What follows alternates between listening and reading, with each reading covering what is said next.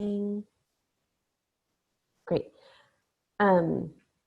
Okay, review of action items from last time. Annual report.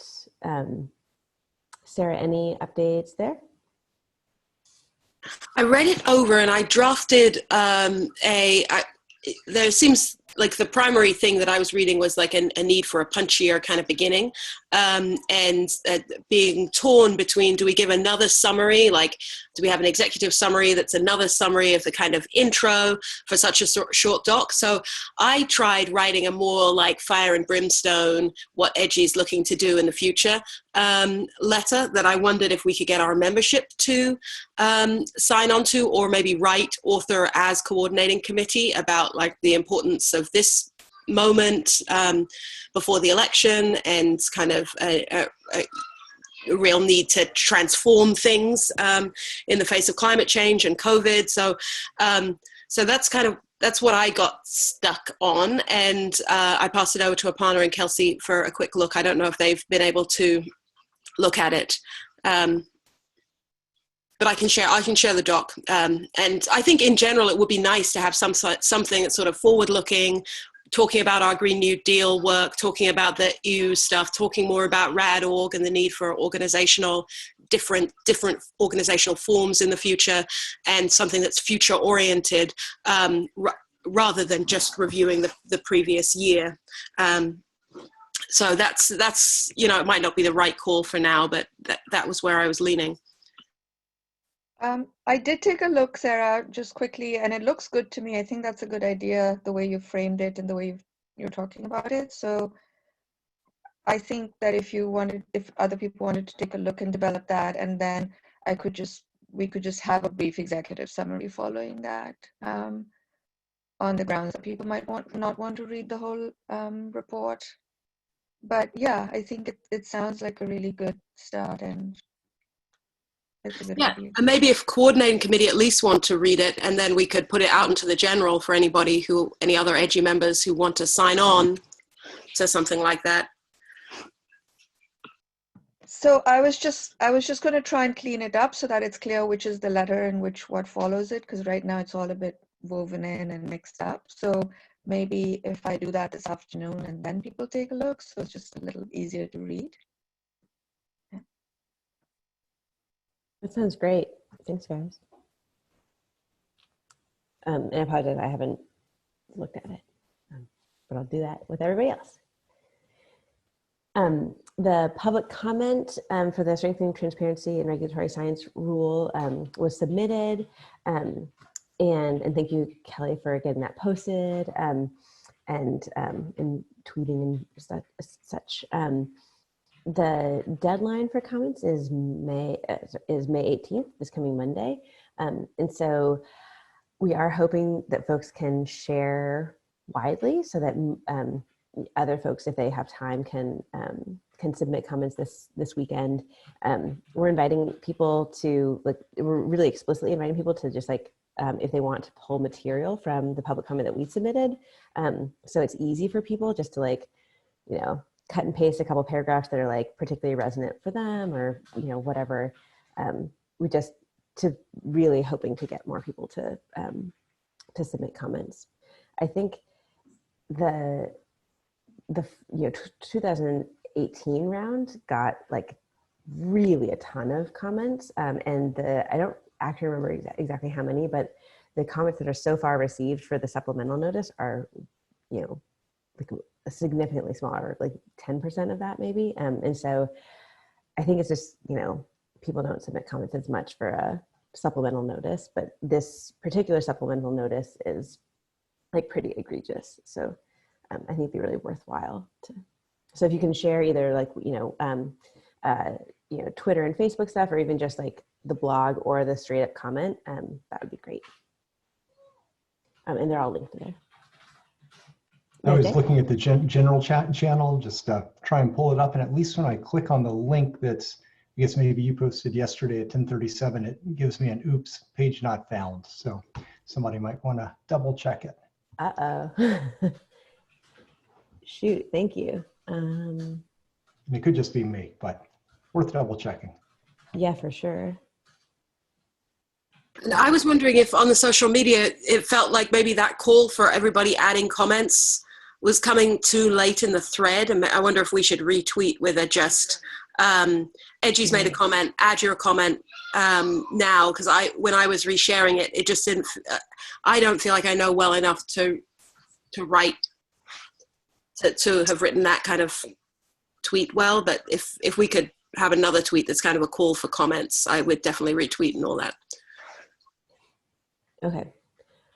It also might make sense to mention that it's only 10% of the previous proposals comments. I thought that was that's a kind of an incentive for me. Mm-hmm. Okay, I can do that here. I'm editing the thing now. It looks like the exact same link to me, but maybe it's not. Okay. Will somebody try to click in the general channel on the link to our public comment now to see if that fixed it?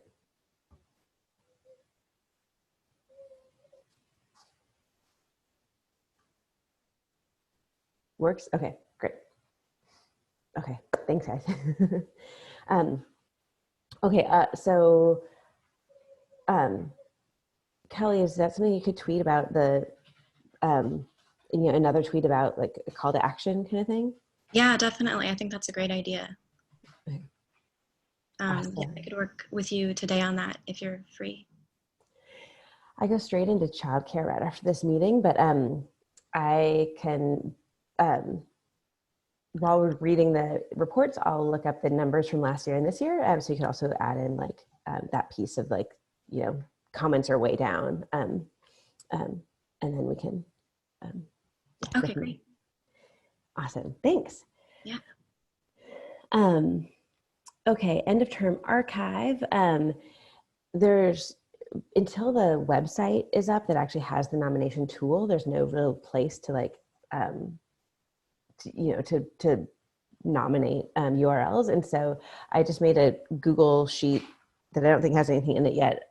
But if you have web pages that you want to nominate for the end of term archive, especially as seed URLs, so like things that you can spider out from, please start amassing them here, and then Rob will take everything that's in this spreadsheet, and I hopefully like automatically nominate everything that we compile into this spreadsheet. So yeah, feel free to just compile all of your ideas into here for now. In-person meeting, I think we're going to actually talk about this later. So you see agenda item below. In the partnerships consultancy outcome, I think we should wait till Kevin comes back so he can tell us about the exit interview, if that sounds good to folks. And then we'll discuss the EEW summer hires below, and the utilizing available discretionary funds. Did we actually vote for the FOIA repository hire in Slack? I think I might have forgotten. Or we did? Yeah. Yeah. Oh, great. Okay, wonderful. Yeah.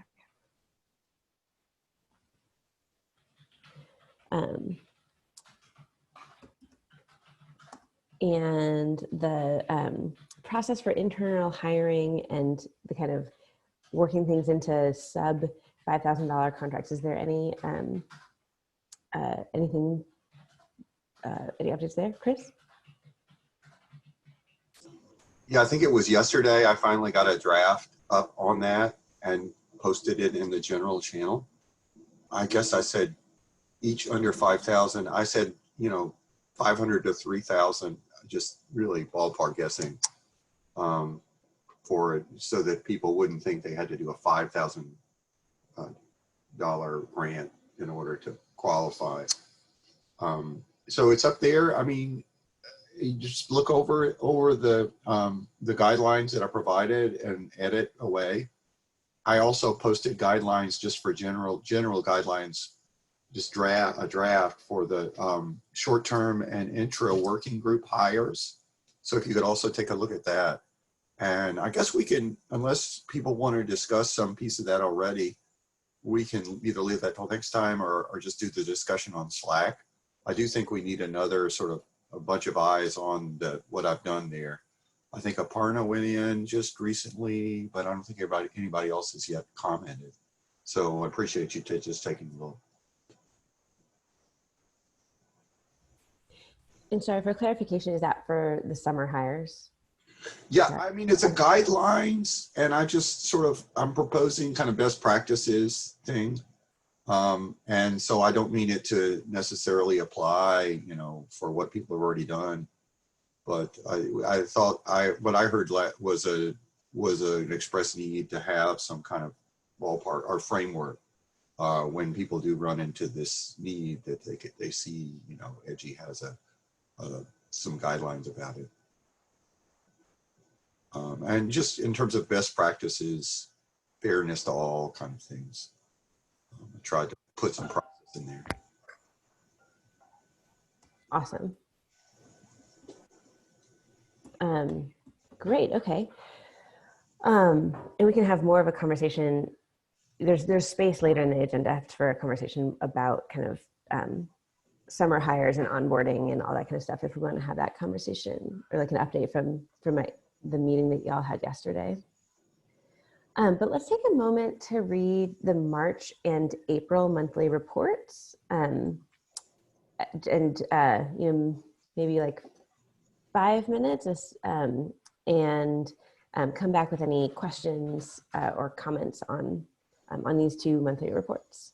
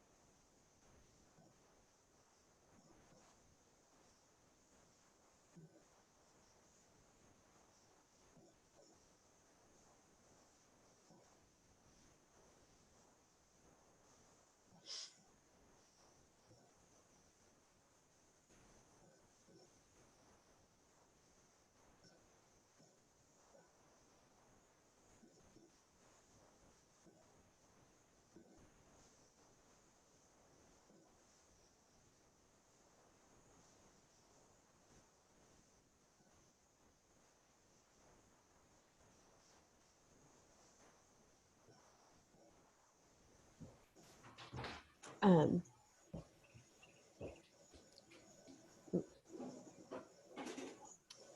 yeah, are we ready?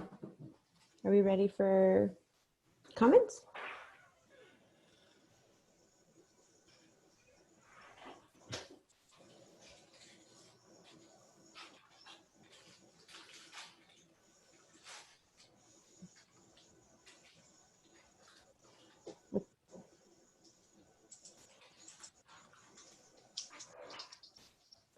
Question, you said, or Chris, you said you have a question?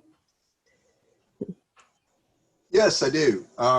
This has to do with, I saw this in the a website monitoring report. This says some recent volunteers have interest in both analyst and developer roles, but we haven't quite harnessed yet. Mm-hmm. I mean, are these people who might be interested in doing Jupyter notebooks and sort of pitching in there? Actually, the main one has completely moved there. That's Steve. Is that Steve? Oh, okay. I was thinking maybe that was the case, but that's great. Okay, so we got him into. Yeah, that's Steve, and then Andrew. It seems like it seems like his world was a little bit turned upside down. He's an author, and like all sorts of publication schedules got off because of COVID and the London Book Fair and stuff. And so he just has seemed kind of underwater with deadlines and hasn't shown up or communicated in the last few weeks. And so I was going to get back in touch, but I also think that might be a good, that might be more in line with his interests as well, especially like his kind of like depth of coding knowledge. And the other person, actually I should follow up with Kelsey, is Camille, who I haven't touched base with since you guys talked, and I should follow up with her. Yeah. I wonder if I lost her. So I talked to her that one time, and then I never heard anything again. I gave her some specific small thing to do, and she never did it. Mm-hmm. She's also in the job search phase, so which I think is really hard right now. So, but maybe I'll follow up with her. I should put on my to-do list to get in touch with Andrew and Camille. Tell them we got something to work on. Yeah.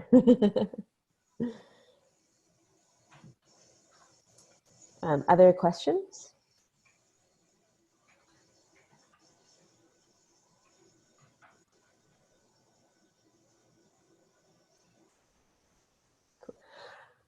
Great. And we have a new person with us today. Elaine, do you want to introduce yourself? Yeah, sure. Thanks for letting me just sit and so sorry to intrude. So I work in STS and environmental anthropology, digital humanities. I teach at NYU, and I've known about EDGI for a little bit, but have kind of been on the sidelines just because of lack of time. So I know about it mostly I think through Nick Shapiro and Michelle Murphy. Kind of became a member in the Slack channel maybe a few years ago and have been dormant since then. But I'm teaching a fall course and was trying to find out more about, just what's going on for myself and, ways to get involved, but also possibly seeing what students, how they might contribute or participate. They're mostly grad students, so I teach master's and PhD. Yeah, and they're mostly environmental, kind of this cross-disciplinary work. So, hi. Welcome. We've had a lot of really classes doing edgy stuff has been really wonderful for us in the past. Both Chris Sellers and Sarah Wiley have taught classes that have done a lot of edgy stuff. There might even be there's a channel, I think, edgy classes. Yeah, welcome. Thank you. I'll start poking around the channel too as the semester winds down, but thank you again. I just wanted to echo the welcome. I'd love to chat, Elaine, and happy to talk about edgy classes. I have my hands a little full at present. Yeah, feel free to reach out to any of us. Okay, will do. Thank you so much. Okay. Contractor pay. So we had discussed kind of, you know, this all came out of our like many discussions around like that tension between pay equity or kind of equity generally and kind of, you know, paying market rate and being able to attract, you know, solid applicants without having it be like a real sacrifice to work for Edgy compared to like what they might make at another organization. And so what we kind of came up with was this tiered model that was kind of basically like related to the amount of responsibility that you take on with your role and your kind of background. Like if you're a student and would require like, you know, significant mentoring, or if you're, you know, professional. And so we put together this, actually I think almost predominantly Kelsey put together this draft proposal, Kelsey and Lourdes, I think. And so I guess the question is if we, you know, we should discuss it, see if we want to adopt it. This has, you know, a bit of a time crunch on it, as well as there are some contractor reviews up for renewal soon. And is Lourdes or Kelsey specifically, do you want anything to add anything before we dive in? Yeah, Lourdes. Yeah, I just wanted to, I didn't really discuss in verbally my idea about hourly rate. I think it would be a good idea to calculate it like having a base rate and then adding a living wage for wherever that person lives to it. And to calculate that, I just subtracted the current wages that we have, like $41 for coordinator, $48 an hour for a program leader, and then that turned out to be living wage plus $26 and living wage plus $33, and then paying student interns just the living wage, if that makes sense to people.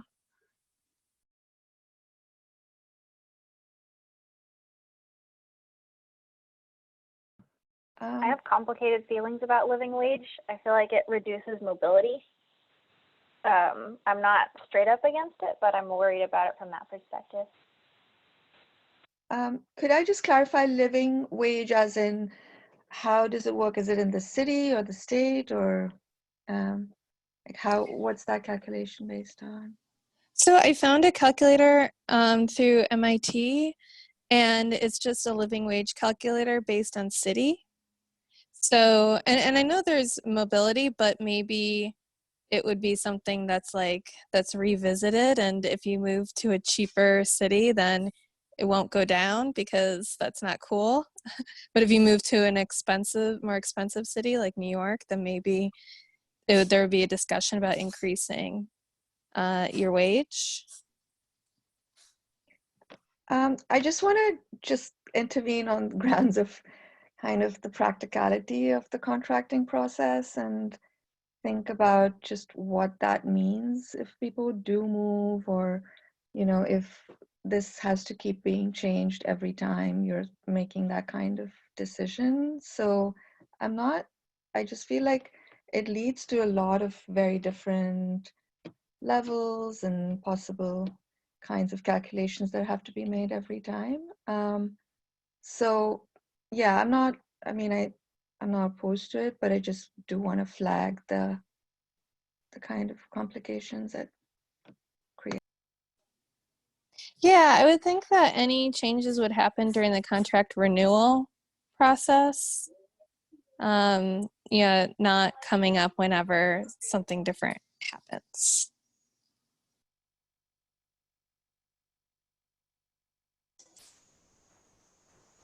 Yeah, I think the process, I mean, heretofore we've had, if there's a change in somebody's wage, we've gone through this whole process of voting the wage change. And if we are going to have this variable wage according to where people live, I mean, are we saying that that's going to go into effect with a new contract as opposed to automatically? And also that sort of, it does add to our sort of administrative and sort of deliberative work if we're going to have to, you know, vote on every single one of these. So what's the vision for how to handle this expeditiously as well as fairly?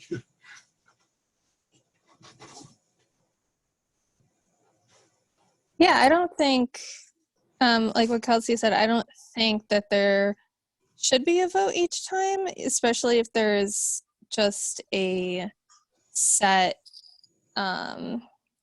protocol for establishing it.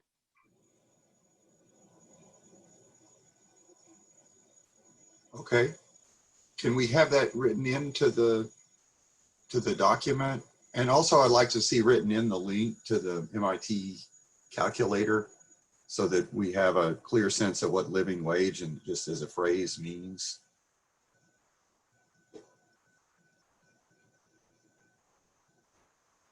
So I see that the average there is $15 an hour, which I mean has become a pretty common number to use across the country for what is an appropriate kind of baseline wage.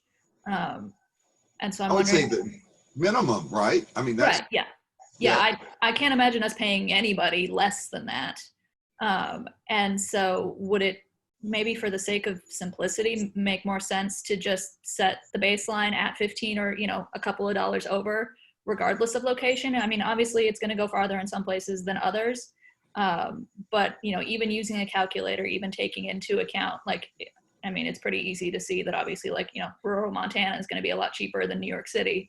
But even within states, within cities, you can have a lot of variables. And so instead of making ourselves crazy, should we just set a base wage that we think is fair and reasonable for everybody?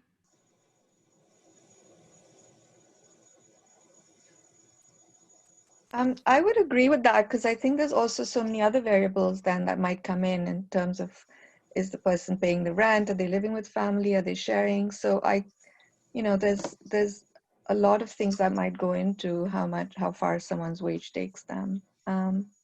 So yeah, I think it would be better if we just had a more simple process that was tied to the minimum wage or minimum wage plus.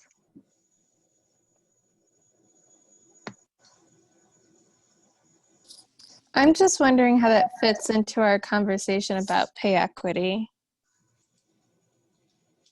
Because this is what we brought up in terms of pay equity.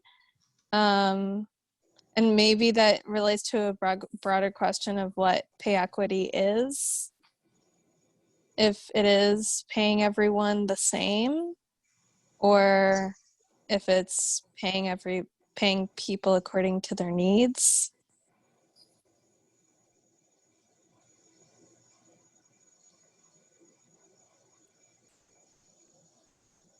The discussion so far had also been not about needs, but I mean, pay equity was related also to the work done. So a lot of the tiers had been identified based not so much on individual needs as much as different categories of work, right, Reggie? So yeah, just to flag that.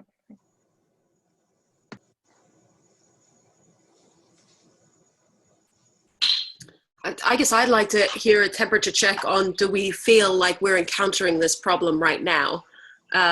Or is this a problem that we're imagining we will have in the future? And we're all at such different pay scales and such different experiences that, you know, Lourdes as a graduate student might be a lot more attuned to this than some of the rest of us are. So that's, I guess I'd like to figure out, is this a problem we feel like we are having? in which case I would want to act on it in a different way than if this is something we're imagining we might encounter. Do we have a student intern now? I mean, no, everybody is research assistant, and everybody we're hiring this summer is a research assistant, right? Well, I mean, I think there's a real problem because we don't use the same categories. We don't have any particular categories so far in our hires. We've called people interns. Some of them are students. The lowest wage that we've assigned anyone so far is $20 an hour. So there's no one of the contracts that I've made so far that has been paid less than that. So I'm not even sure what that lower amount is, who that would apply to. Could that possibly be the work study students at Northeastern who aren't getting paid through EDGI but are doing work for EDGI? There isn't anybody currently who's got a work study for Northeastern. The only person that applied to was Kayleen, and we couldn't increase that, like we weren't able to supplement her pay, I don't think. I mean, just to make it really simple in terms of our current practice, we could just say, we could get rid of the student intern and just call everybody research assistant and say minimum pay $20 an hour. And, you know, also leave it on leave an upside to that if, you know, people want to up the salary. But I mean, that would it would certainly simplify things, but that seems to be our current practice. So it's like, do we do that or do we move to something else? Yeah, Kelsey. I wanted to, I mean, Lourdes, I really like that you brought up sort of defining what pay equity means to us. And I guess the thing that's in my head is not so much to each according to their needs and more equal pay for equal work, which is not, it's not a universal definition of equity for sure. But I guess I like us moving in the direction of transparency, especially in terms of tiering. I guess that solves the problem I had in my head, but maybe not the problem you have in your head.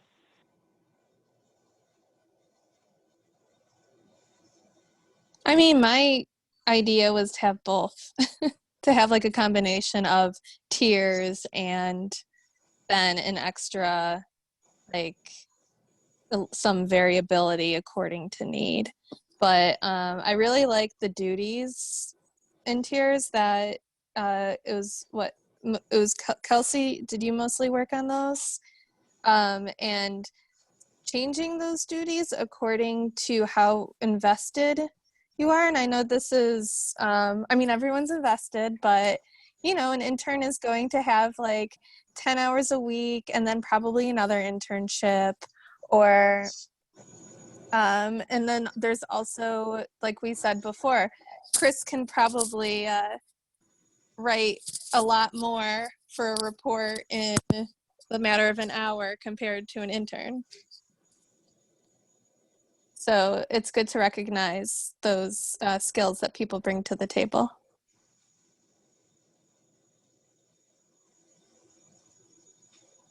I wonder if it would be, if we could set a range and that at contract negotiation, things like, you know, people could, like if we set the range that, you know, this is, you know, $20 to $25 an hour and someone had a compelling reason to, you know, to ask to be paid at the 25, then, you know, and if they didn't, then they, you know, didn't, or something along those lines. Like it, it's a little bit more challenging to budget for, but, you know, I think right now, at least we have enough flexibility in the budget that we could absorb that for these different positions. But yeah, where there like be some level, like if someone is saying like, you know, I live in New York City, I have student loans, like I like really need this versus, I don't know. I don't know actually what, if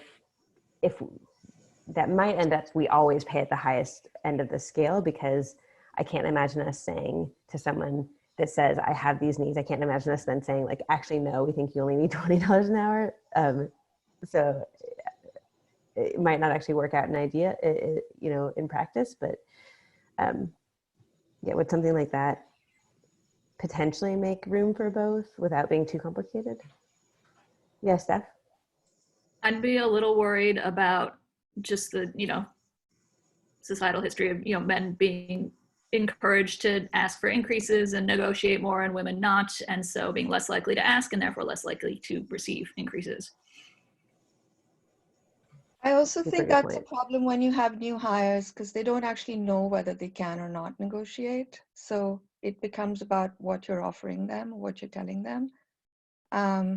And even not new hires, like people just, yeah, like Steph said, have different ways of thinking about it and feeling secure about asking. So, and also, I know I just sound like this really kind of stuffy administrator, but to be really honest, a lot of times these things just get done. Like you have 2 days and you're right, you have to decide, and then we don't, like, who are we going to negotiate? Who is the contract negotiation actually happening with?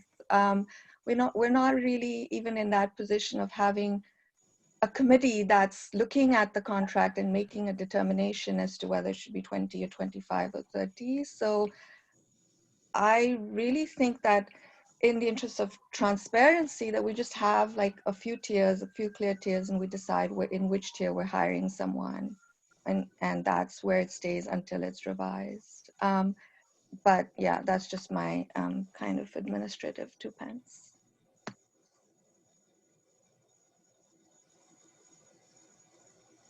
Sounds to me like we're pretty far away from consensus -1 on this. But there's a lot more to discuss, and we know we need to discuss kind of hiring in general at our in-person meeting. So I think maybe, and it sounds like there's good consensus on the tiers, so maybe we can vote on that part and continue working on this pay equity and living wage question, which I think is really important. I just think I need to spend more time reading about it. I'd like to see the calculator. I'd like to understand how it would adjust. So maybe we, you know, vote on one half of this now and pick the other half up at the next meeting. You mean the left side, the first two columns, role and duties, and we leave the third column to further discussion? I do think we need to move on and discuss other things, because I don't think, it sounds like we're not going to resolve this. But is that what you mean? The first two columns we accept, and then, yeah. Yes, but I haven't actually been able to look at the document, given my obligations to build food flows. But we do need to know, because Kelsey's contract's up for renewal, we do need to know, like, well, actually, no, didn't we already vote for that? We did vote. We already voted on changes, raises for Kelsey and Kelly. Okay. Those are the results. Where is that vote, or when was that vote exactly? I think that was in, were you not in the chat, the DMs that we voted? We discussed and voted. I don't think she was. Not, yeah. Oh, she wasn't. Oh, okay. I think I did. Okay, well, I'll make sure I'll send it. Yeah. Okay, great.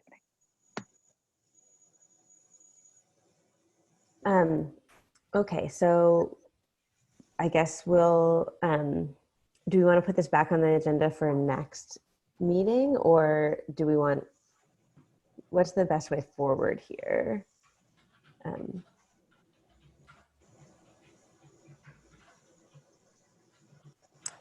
I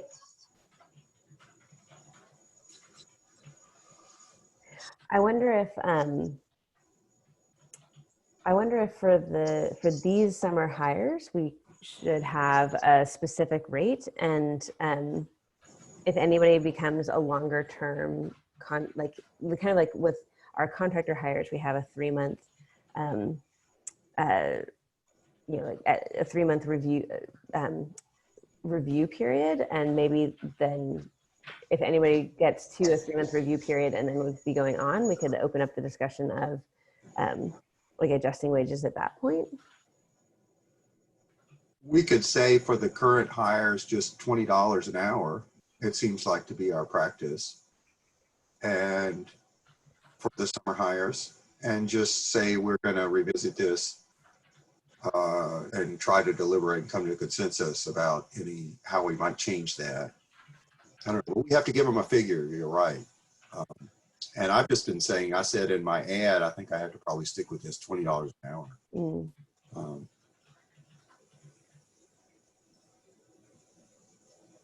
Is that what you guys said in who hires? Did you give a figure in the ad? Or not? Who? Sarah, did you guys advertise at a certain rate in your hiring ads? Yeah, I think we did. We said 20. I think we kind of have to stick with that, given that we've already, offered it. And then say, at the end of 3 months, I think it's a good idea if we decide to change our practices and invoke this other set, then we can visit it then. Renewal. I think that makes sense. And I'm sorry that I did a poor job moderating this and let us stay on this topic for way too long. I think we can skip over or punt to next meeting most of these topics, but I did want to bring up the June 20th kind of retreat day that was going to be our in-person event that now will be on Zoom. Because, well, Kelsey and Stephanie, do you want to tell us about the topic you've thought of, and then also the kind of open the question for the other topic?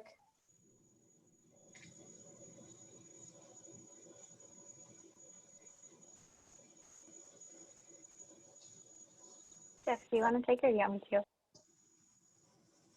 Why don't you go ahead? I haven't actually looked at any of that since we talked about it a week and a half ago. Trying to find the link. Actually, Steph, do you think you can take a run for that? But the main thing that we've done, Steph and I sat down and thought about, well, so what's going to be practical for timing? Because we're not going to be up for sitting on Zoom for 2 straight days. So we cut it to 1 day, which is specifically the Saturday. And then we started kind of breaking that down into blocks in terms of the constraints of time zones for what would be reasonable hours to be participating in a work-like thing, as well as how long at a time are we up for sitting. And what it kind of broke down to is we have room for 2 topics, a morning session and an afternoon session, and sort of pad that a little bit with intros and have breaks stuck in there. And of the 2 topics, one of them is pretty solidly defined as we need to figure out where we're at with sort of pay equity and diversity and, sorry, pay equity is not the right, that's just in my head. How we do in recruitment, especially if we're going to have this model where we have volunteers and then want to hire those volunteers. Then it doesn't really matter how progressive our practices are for like posting job openings, because we already have this other bias. So what we're hoping to do is have homework around that. And if anyone has good resources or has the time to look for good resources around how to do that better, especially like how to recruit for a volunteer base with equity in mind, be really valuable. And I'm hoping that we can have stuff that's like kind of cross medium. So some of it's video, some of it's podcast, some of it's reading, so that people with different styles can come into it with different sources, have conversation about that.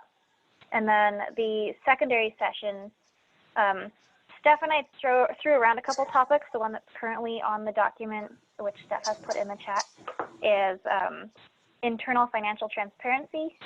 Gretchen and Chris and I were talking this morning about it being something else, so I've already forgotten what. Sorry, 2 calls to action. One is if you can contribute materials for that first topic, that'd be great. 2 is, should have been 0 actually, is please RSVP so that we know you're coming. And then I guess if there's any time, Gretchen, Chris, we could have a discussion about what the second topic should be. The one that we had mentioned during our fundraising committee, where we got like wildly off topic, was basically like spending that time really coming up with a clear vision of how the 2020 election impacts EDGI's direction, and kind of what we know something is going to happen. And so how do we make sure to be relevant, one way or the other? It's something we've had to address in our grant proposals, and I think we've actually done a pretty good job at, like, just to make sure that, like, we're all kind of on the same page, like, have some, yeah, that's what I would most like to think about. It is 2:00, but if anyone else wants to throw out ideas so that we can kind of like be spending some brain capacity on it in the background over the next couple of weeks. Yeah, any other ideas? I like that idea. I agree too. I think coming away with some concrete plans for where we're going to fundraise for, and really sort of also thinking organizationally. I'm a little concerned that Public Lab's still looking for an executive director now, so I think we might need to be thinking about moving fiscal sponsorship, but it'd be nice to have that kind of big picture conversation and then some decisions about how we're going to work towards those, particularly if the decision is we want EDGI to survive either direction. I think then we really need to move to some good fundraising in the fall and partnership building. Mama.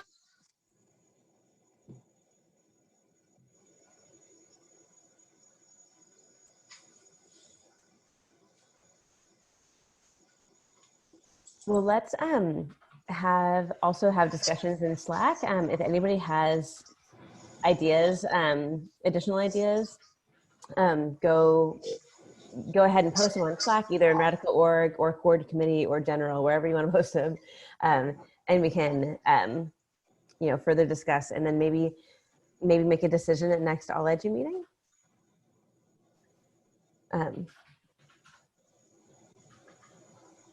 Rotating roles better. Yeah, that's a good one too.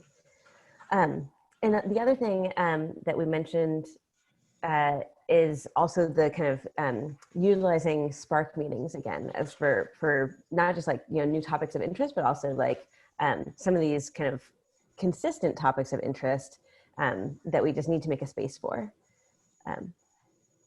Like financial transparency, or it's all transparent, but accessibility. Okay, great. So pitch ideas for Spark meetings and the retreat meeting in Slack, and we'll discuss. Yes, Sarah? Can I just flag one really interesting thing that would be nice to pull people together around is Eric Nost's made these really great Jupyter notebooks looking at increased effluent and reduced inspections. And it'd be nice for us to push something out around that. They're really, that's really great. It's in the Echo Investigations channel. But substantively, it's a lot of interesting stuff he's finding.